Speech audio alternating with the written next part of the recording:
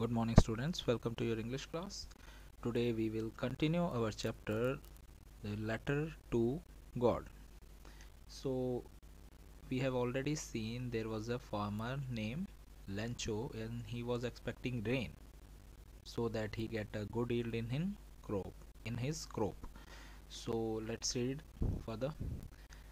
With a satisfied expression he regarded the field of ripe corn with its flower wrapped in a curtain of rain.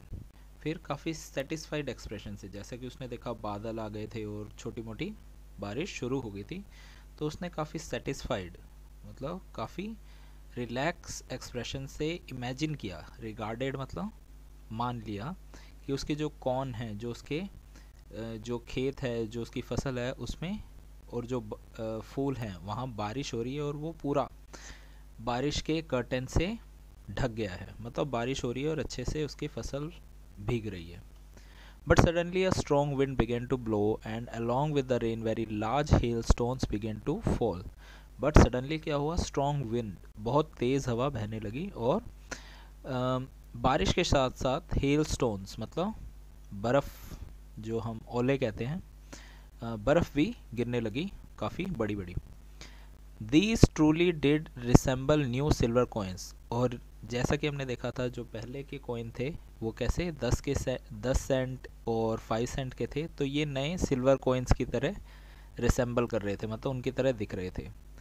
The boys exposing themselves to rain ran out to collect the frozen pearls. जो बच्चे अंदर बैठे थे अभी तक खाना खा रहे थे, उन्होंने क्या किया, जैसे ये सुना तो वो बारिश में खुद आगे एक्सपोजिंग मतलब शो करना खुद को, वो बारिश में अपने आप को बाहर ले आए और जो बर्फ़ के टुकड़े थे, पर्ल मतलब मोतियों की तरह जो बर्फ़ के टुकड़े गिरे पड़े थे, उन्हें कलेक्ट करने लगे.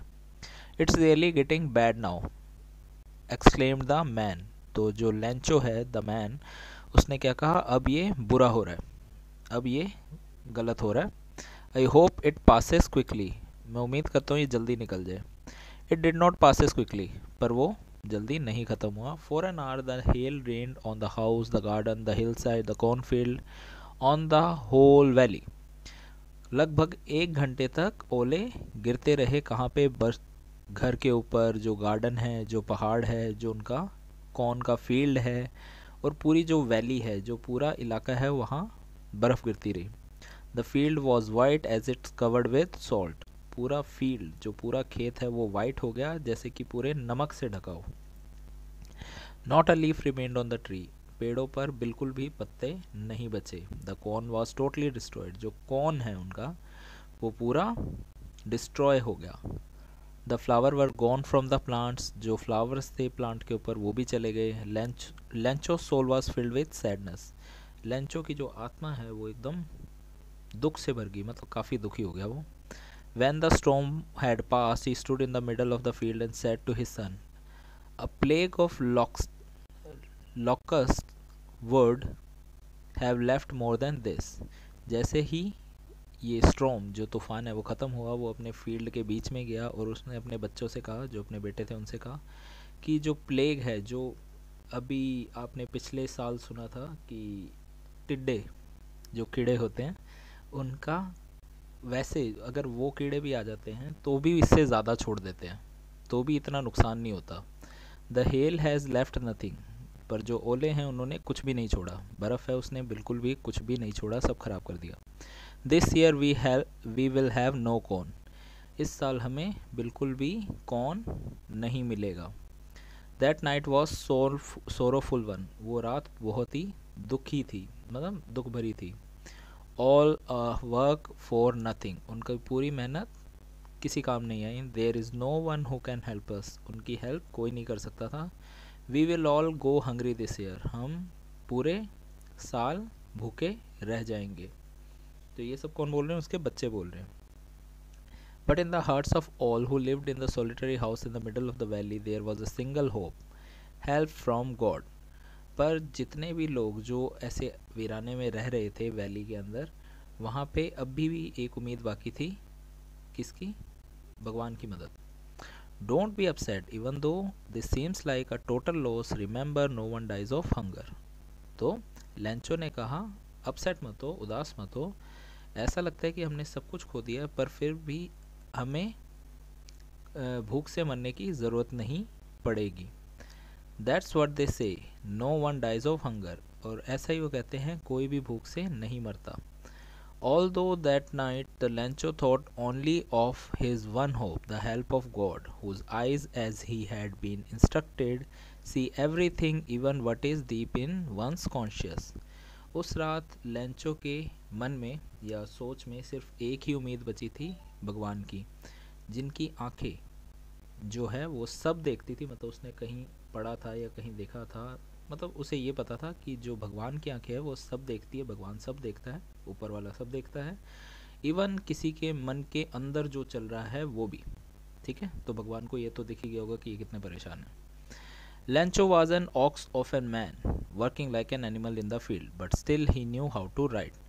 जो लैंचो है वो बैल की तरह, एक बैल की तरह था, वो जानवरों की तरह खेती करता रहता था। मतलब उसने पूरे टाइम खेती करनी थी, बट उसे फिर भी लिखना पढ़ना आता था।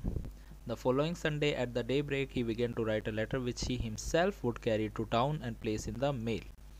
उस संडे उसने एक डे ब्रेक में, मतलब जब फ्री टाइम था, उसमें एक लेटर लिखना शुरू किया और उसने सोचा कि मैं इसे खुद टाउन में जाके मेल करूँगा, पोस्ट करूँगा। ठीक है, it was nothing less than a letter to God. वो लेटर क्या था? लेटर टू गॉड, भगवान के लिए लेटर था। गॉड, उसने क्या लिखा था? God, if you don't help me my family and I will go hungry this year. I need 100 peso in order to sow my field again and to live until the crop comes because the hail storm.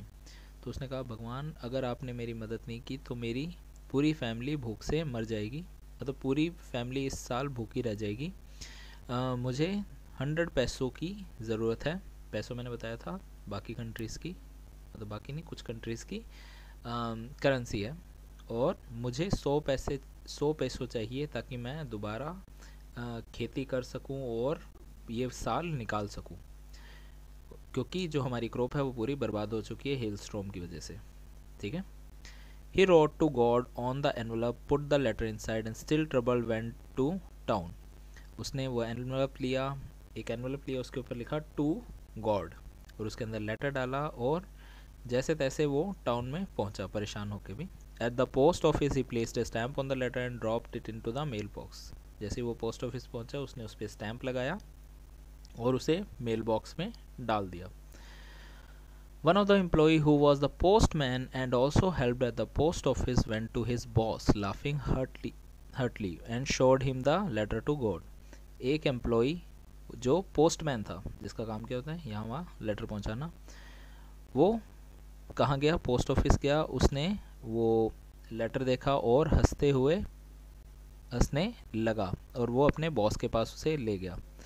Never in his career as a postman had he known that address. उसने अपने पूरे career में कभी ये address नहीं देखा था। The postmaster, a fat amiable fellow, also broke out laughing, but almost immediately he turned serious and tapping the letter on the desk commented, "What a faith! I wish I had the faith of the man who wrote this letter, starting up a correspondence with God." तो वो जो उनका boss था, जो post master था, वहाँ का जो ऑफिसर था, वो एक मोटा और एमिएबल, काफ़ी फ्रेंडली पर्सन था। वो भी ज़ोर ज़ोर से हंसने लगा पहली बार जब उसने ये एड्रेस देखा तो, पर बहुत ही जल्दी वो सीरियस हो गया और उसने क्या कहा?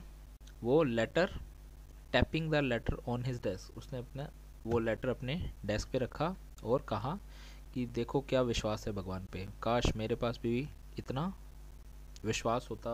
और इस आदमी का भरोसा देखो भगवान पे कि उसने भगवान से कन्वर्सेशन करने की कोशिश की, एक तरीके से कांटेक्ट बनाने की कोशिश की है। So I hope you have understood this much. We will continue our chapter in the next video. Till then, read this part again. Thank you and have a nice day.